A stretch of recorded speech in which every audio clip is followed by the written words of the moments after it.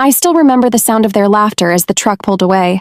The tires kicked up dust, the sun was hot on my back, and my heart dropped straight into my stomach. "Kyle!" I yelled, running after them, my hands waving like a fool. "Kyle!" But they just laughed harder. His brothers, Brad and Chase, had their heads sticking out the windows, filming the whole thing like it was some kind of joke. I could hear Chase shouting, "Good luck, Lena! See you in 300 miles!" as they drove off. That gas station sat in the middle of nowhere. One pump, a dirty bathroom, and a vending machine with old chips. Nothing else. My phone had just died. No charger, no wallet. I'd left it in the truck when I ran in to grab Kyle an energy drink. He had asked for it sweetly, told me he was too tired to walk inside. So I'd gone in. And when I came out, they were gone.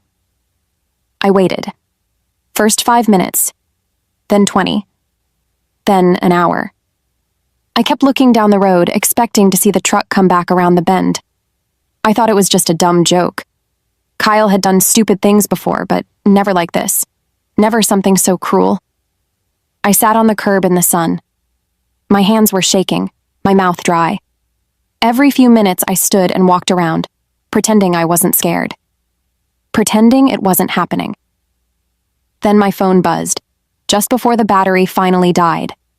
A single message. "Don't be mad, babe. Just a prank. We'll come back in a bit." I stared at it. I didn't laugh. I felt hollow. This wasn't funny. This wasn't a joke. This was the man I married, the man I cooked for, cared for, defended. And he thought leaving me stranded hundreds of miles from home was funny, with his brothers. That was the moment it clicked. Not suddenly, but in a slow, creeping way. Like when you realize you've been sick for a long time and just got used to it. I looked around the parking lot, one trucker filling up, a dusty road stretching both ways. No police station, no hotel. Just a convenience store clerk who shrugged and said, "They'll be back, I guess." But I knew they wouldn't, not anytime soon. And I didn't want them to. I'd spent 5 years trying to keep that family happy. Every dinner with Kyle's parents, every birthday party for Brad's kids, every sarcastic comment I let slide because that's just how they are. This time I wasn't going to wait. A woman pulled in with a minivan, 2 kids in the back. I asked her if she was headed north. She looked at me, sweaty, scared, with nothing but a half-warm bottle of water, and nodded. "I can take you as far as I'm going," she said. "You okay?"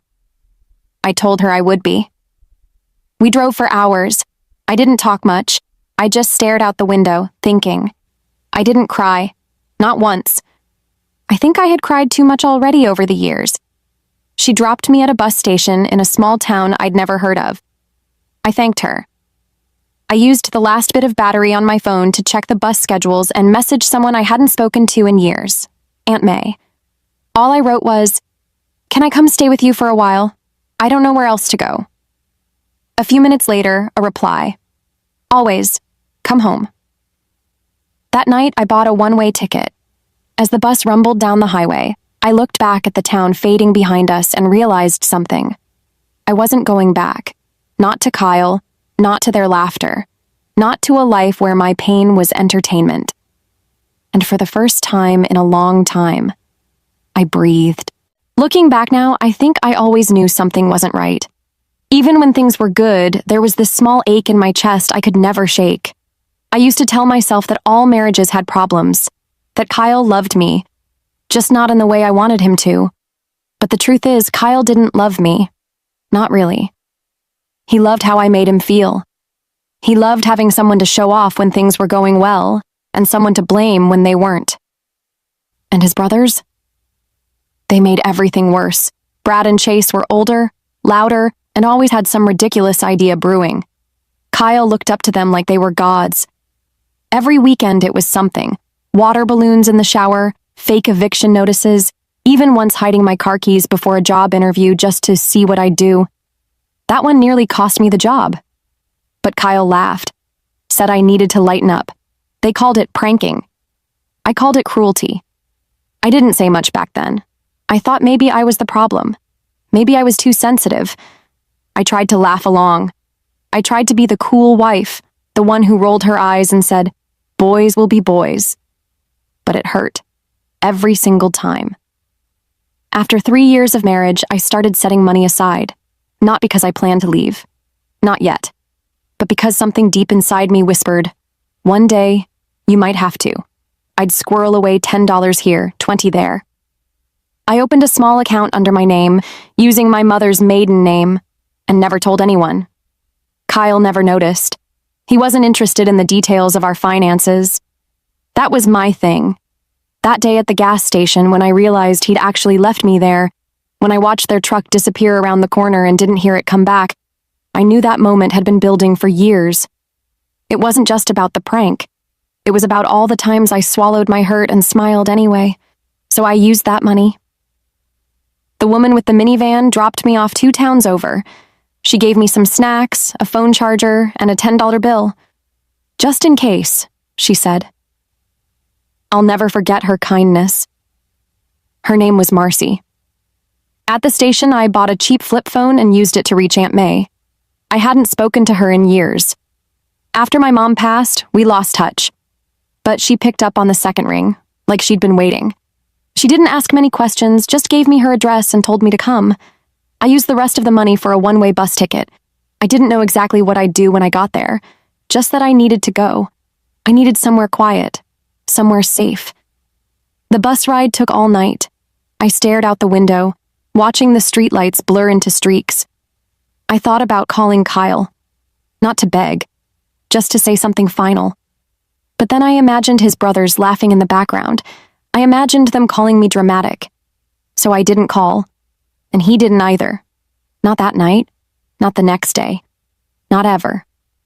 When I stepped off the bus the next morning, the air smelled like salt water and pine trees. Aunt May was waiting in an old blue pickup. She looked older than I remembered, but her hug felt the same. She didn't ask me what happened. She just said, "Let's get you inside." For the first time in years, I felt like someone was on my side, like I didn't have to prove anything. I didn't have to explain why I was tired or hurt or scared. I just had to be. I took a long shower that night, scrubbing off the dust, the tears, the years of pretending, and I promised myself something as I wrapped up in a towel and looked at my reflection in Aunt May's mirror. You're not going back, Lena. Not ever again. Aunt May's home sat on a quiet street with chipped picket fences and flower beds that looked like they belonged in an old movie. Her house smelled like lemon polish and fresh bread. Every corner felt warm, lived in, safe. I slept for 2 days straight after I arrived. I didn't even realize how tired I'd been, not just from the trip, but from the years before it, the constant tension, the faked smiles, the never-ending effort to keep peace. My body had finally stopped bracing for the next blow. When I woke up, Aunt May was sitting at the kitchen table knitting, like no time had passed. She slid a plate of eggs and toast in front of me, then handed me an envelope. Inside was a small pile of cash and a folded piece of paper with a name written on it, Lena Morgan. My friend at the diner can use help, she said softly. They don't ask a lot of questions. Just tell them that's your name. I stared at the paper. My heart beat a little faster. Morgan was my mother's maiden name. I hadn't heard it in years. But it fit. It felt like putting on a coat that had been hanging in the back of a closet. Familiar, warm, mine. I started working at the diner that week. It was a small place near the water with sticky menus and faded booths. But the customers were kind, and the owner, Mrs. Carter, paid me cash at the end of each shift. I worked mornings mostly, poured coffee, took orders, wiped tables. It wasn't glamorous, but it gave me purpose, and it gave me time to think. At night, I'd sit on the back porch with Aunt May, sipping sweet tea and watching the sun dip into the ocean. She never pushed me to talk, just sat with me, quietly knitting or humming old tunes from the radio. Sometimes I thought about Kyle, not with longing, more like confusion. How had I let myself stay so long in something that chipped away at me piece by piece? I hadn't just lost myself in that marriage, I had handed myself over. But here, I was getting bits of me back. A few weeks into my new job, everything changed again. It was a slow Tuesday afternoon. The diner was quiet. I was refilling the napkin holders when I heard the bell above the door jingle. A man stumbled in, tall, rough around the edges, soaked in blood. At first, I thought it was a prank. My whole body tensed. But then I saw his eyes. Wild, pained, real. "Help," he said, before collapsing near the counter. Time froze. Then my instincts kicked in. I rushed over, checked his pulse, grabbed a towel, and pressed it against the bleeding on his side. Mrs. Carter called 911 while I stayed with him, whispering, "You're going to be okay. Just hold on." The ambulance came fast. They worked on him right there on the diner floor. Before they wheeled him out, he grabbed my wrist and looked straight into my eyes. "Thank you," he said, his voice raspy. His name was Grant. That's all I knew. I didn't think I'd see him again.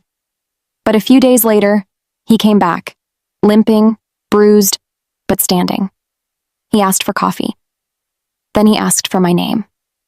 "Lena," I said cautiously. He smiled. "Thank you for saving my life, Lena." He came in every few days after that, always sat at the same booth near the window. Sometimes he'd read the newspaper, sometimes he'd just sit and stare out at the ocean. He didn't talk much at first, but when he did, he was different from the men I'd known. He didn't interrupt. He didn't joke at my expense. He didn't need to be the center of attention. He listened. It felt strange, new. I didn't know who he really was or what had happened to him. But one thing was clear. He was running from something too. Maybe that's why I didn't feel so alone anymore. By the time autumn rolled in, Grant had become a regular part of my world. He never said much about his past, and I never asked. It felt like we had an unspoken agreement. I wouldn't ask where he came from, and he wouldn't ask who I used to be. We just existed in the now. Quiet mornings, coffee refills, soft glances that lingered just a little too long. Still, there were moments I caught him staring out the window with a look that made my chest tighten, like he was remembering something painful, like he was preparing for it to come back. One evening, a storm rolled in, thick gray clouds, sheets of rain. The diner closed early, and I walked home with my coat pulled tight. When I reached Aunt May's porch, I saw a figure sitting on the steps. It was Grant. He was drenched.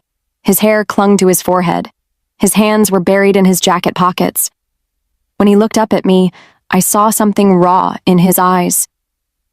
"I didn't know where else to go," he said. I nodded and opened the door. Aunt May wasn't home. She'd gone to her church group, wouldn't be back until morning. "Come inside." He hesitated for a second, then followed. I gave him a towel and made some tea. We sat at the kitchen table while the storm rattled the windows. For a while, we just listened to the rain. Then he spoke. "I used to be a detective," he said, his voice low. "Big city, narcotics division. Got too close to something I wasn't supposed to. My partner was on the payroll, dirty. Set me up, got me shot, left me for dead." I stared at him, not sure what to say. "They covered it up," he continued. "Said it was a drug deal gone wrong. I knew better. I survived, but I lost everything. My badge, my apartment, my name." He looked up at me, like he was waiting to see if I'd run. I didn't. Instead, I said, "Sounds like you needed to get away." He nodded. "Yeah, just wanted somewhere quiet. Somewhere no one would find me." We didn't talk after that. We just sat there, drinking tea while the storm howled outside. That night, he slept on the couch. I brought him a blanket and pillow. When I turned to leave, he gently touched my hand. "Thank you, Lena, for everything." I went to bed with my heart beating too fast. The next few weeks, Grant kept coming by. Not just to the diner, but to the house. He'd help Aunt May fix the porch railing, carry groceries, sweep fallen leaves. He never made it feel like a favor.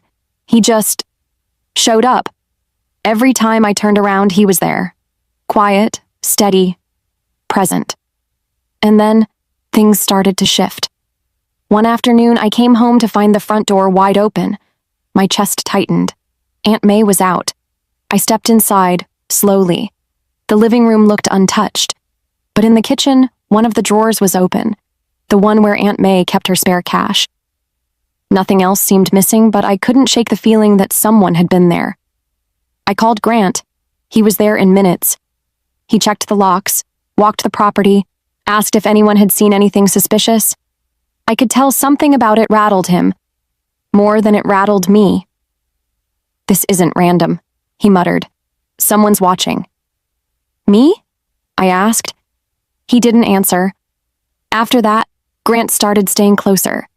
He put new locks on the doors, installed a small camera over the porch. He even brought a flashlight and kept it by the side table near the door. He was always calm, but I could tell his mind was racing. At night, I started sleeping with the light on. Aunt May didn't say much, but one evening while folding laundry, she looked at me and said, "Sometimes the people we run from don't chase us because they want us back. They chase us because they lost control." I didn't respond, but I felt her words settle into my bones. Somewhere, far away, Kyle still existed. His brothers, too. They were out there, living their lives, probably laughing about the day they left me behind. But something had shifted. I wasn't scared of them anymore. I was scared of what they'd do if they realized I wasn't scared. It had been nearly 5 years since I heard his voice, but the moment I opened that door and saw Kyle standing there, it was like time folded in on itself. My hands went numb. My breath caught in my throat. For a second, I thought I was imagining things. He looked older, leaner. His hair was longer, a little messy. There were dark circles under his eyes, and he held his hands up slowly, like he didn't want to scare me. "Lena," he said softly. "Please, can we talk?" I didn't answer. I didn't move. How did he find me? My mind raced, trying to figure it out.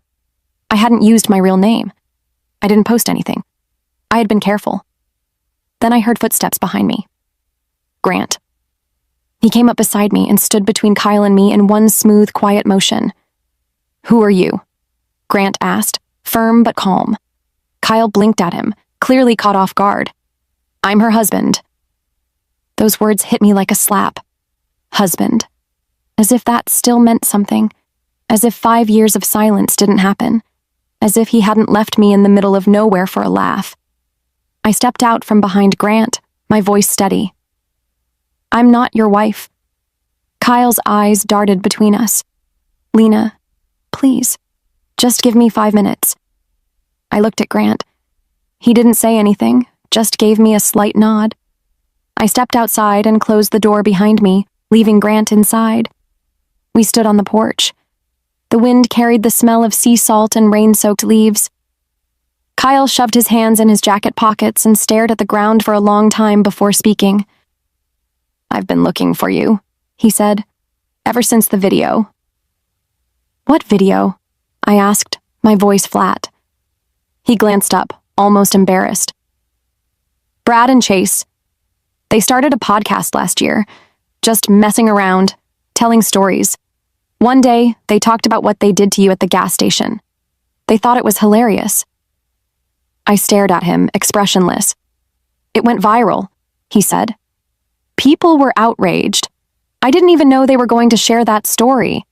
When I saw the clip, something in me snapped." "Did it?" I asked quietly. He looked down. "I left them. Got out of the business. I've been trying to fix my life. I've been trying to find you for over a year." "Why now?" He took a deep breath. "Because I couldn't carry it anymore. What I did, what they did, it haunts me." I wanted to believe he meant it. I really did. But his regret came 5 years too late. "You thought it was funny," I said. "You all laughed." "I know," he whispered. "I was stupid. I didn't see what I was doing to you until it was too late." "You didn't come back." He looked at me, pain written across his face. "I thought you were just angry. I thought you'd cool off and come home." I was angry, but I wasn't waiting. I left.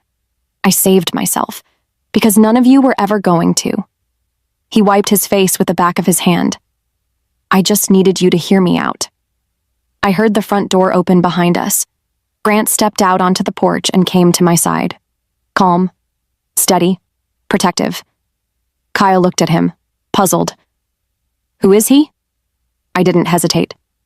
My fiancé. Kyle's jaw clenched. Grant didn't say a word, but his presence said everything. I turned back to Kyle. You didn't just lose me because of one prank. You lost me because you never saw me. Not really. Kyle opened his mouth, then closed it. His shoulders dropped, like the weight finally sank in. He nodded slowly. I guess I deserve that.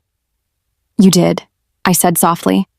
He turned to go, taking a few steps down the path before stopping. For what it's worth, he said without looking back, I'm glad you're okay. Then he walked into the gray mist and disappeared down the street. I stood there in silence. Grant gently placed his hand on my back. You all right? I nodded. I didn't feel broken. I didn't feel shaken. I just felt free. The day after Kyle showed up, I sat on the back porch with a cup of tea in my hands and too many thoughts in my head. He was really here. After 5 years, he'd tracked me down and stood on the very porch where I'd rebuilt my life. And now, I had to face what I'd worked so hard to avoid, the final goodbye I never said out loud. He came back later that afternoon, slower this time. No demands, no pleading, just a quiet knock and eyes that looked like they hadn't slept. I opened the door. He stayed on the porch. I'm not here to argue, he said. I just want to talk, please. Grant was inside, fixing the hinges on the guest room door. He heard Kyle but didn't come out. He knew I could handle it. I stepped outside, closing the door behind me. Kyle took a deep breath. I know there's no fixing this. I'm not expecting a second chance. I just want to understand what happened after I left you there. So, I told him. Not everything. Not the new name, not the fear, not the nights I cried into Aunt May's sweater. But I told him the parts that mattered. How I waited for hours in the sun. How I realized I didn't want to be found anymore. How I used the money I'd been saving, the money he didn't even know existed, to buy a bus ticket and vanish. How long were you planning to leave? He asked. I didn't plan it, I replied. But when it happened, I knew it was the door I'd been waiting for. I just didn't know it until you slammed it shut behind you. He looked like he wanted to cry. I thought you were just being dramatic. I didn't know. No, I cut in. That's the thing. You never knew. I tried to tell you how your brothers made me feel. I tried to tell you how exhausted I was. But every time, you told me to chill out or take a joke. And when I couldn't laugh, I became the problem. He didn't argue, just nodded slowly. What happened to Aunt May? He asked. She passed away last year, I said, eyes steady. He flinched. I'm sorry. She gave me a place to land. She didn't need an explanation. She just opened her door. There was a long pause. I saw the way that man looked at you, Kyle said quietly. He's not just your fiancé. He's something else. He's the one who showed up when you didn't. Kyle closed his eyes. I deserve that. You do. He reached into his jacket pocket and pulled out a folded photo. It was a picture of us, taken during our honeymoon. I barely recognized the woman in it. She looked hopeful, tired, but hopeful. He held it out. I didn't take it. I'm not that girl anymore, I said softly, and you're not that man. We've both changed, but only one of us learned from it. Kyle's voice cracked. I'll regret it for the rest of my life. You should, I replied. Just then, the door creaked open. Grant stepped out, wiping his hands on a rag, not looking for drama, just standing beside me like he always did. Kyle glanced at him, then back at me. He's lucky. I am too, I said. He gave me a final nod. No more words, no more begging. Just a quiet turn as he walked back down the path, shoulders low, hands in his pockets. And that was it. He didn't come back the next day, or the next. Something told me he wouldn't again. That night, I sat with Grant on the porch. He handed me a warm mug, then gently squeezed my hand. You okay? He asked. I nodded. I needed to say it out loud, to look him in the eye and let him know he didn't win. He didn't. I leaned into his shoulder. You know the worst part? What? He still doesn't understand that it wasn't the prank that broke us. It was everything that came before, and the silence that followed. Grant kissed the top of my head. Then he never really knew you. No, I whispered, but you do. And for the first time in years, I wasn't afraid of being found, because I had already found myself. 5 years ago, I stood at a gas station with dust in my shoes, no money in my pocket, and no one looking for me. Now, I stood in a courthouse hallway, wearing a navy blue blazer and holding Grant's hand. Reporters whispered at the end of the corridor, their cameras already snapping photos from a distance. I'd been dreading this moment, but now that it was here, I felt something unexpected. Peace. Inside the courtroom, Brad and Chase sat at the defense table in matching suits that couldn't cover their nervous energy. They looked smaller somehow. Not physically, just pathetic. The swagger was gone. No smug smiles, no recording devices in hand. Their latest prank had gone too far. They had humiliated a young woman in front of her entire workplace, rigging her office with hidden cameras, shaving cream bombs, and fake eviction notices, all for clicks. But this time, it wasn't funny. She had a seizure from the panic and nearly died. That was the end of their fame. The internet turned on them and the lawsuit brought them here, and they dragged Kyle in with them. He sat behind them, quiet, staring down at his hands. He looked like a man unraveling, caught between shame and helplessness. When I walked in, his eyes met mine. For a moment, he looked like he might get up. But then he saw Grant beside me, calm, solid, and fully mine. Kyle didn't move after that. I took the witness stand that day, not because I wanted revenge, but because I wanted truth. The lawyer asked me to explain the gas station prank, the one that had made Brad and Chase go viral before their downfall. I told the court what happened, the hours I waited, the fear, the silence. But more than that, I explained what people don't see when they watch a video for laughs. They don't see the woman waking up from nightmares weeks later. They don't see the trust unraveling, the sense of safety replaced with suspicion. They don't see the quiet decision to walk away from everything she's ever known, because staying would mean slowly dying. The courtroom was silent when I finished. Even the judge looked stunned. Brad shifted uncomfortably in his seat. Chase wouldn't meet my eyes. Kyle? He looked like he wanted to disappear. After the session ended, I walked out into the bright sunlight, a rush of reporters behind me. I ignored them all. Kyle followed me outside. Lena?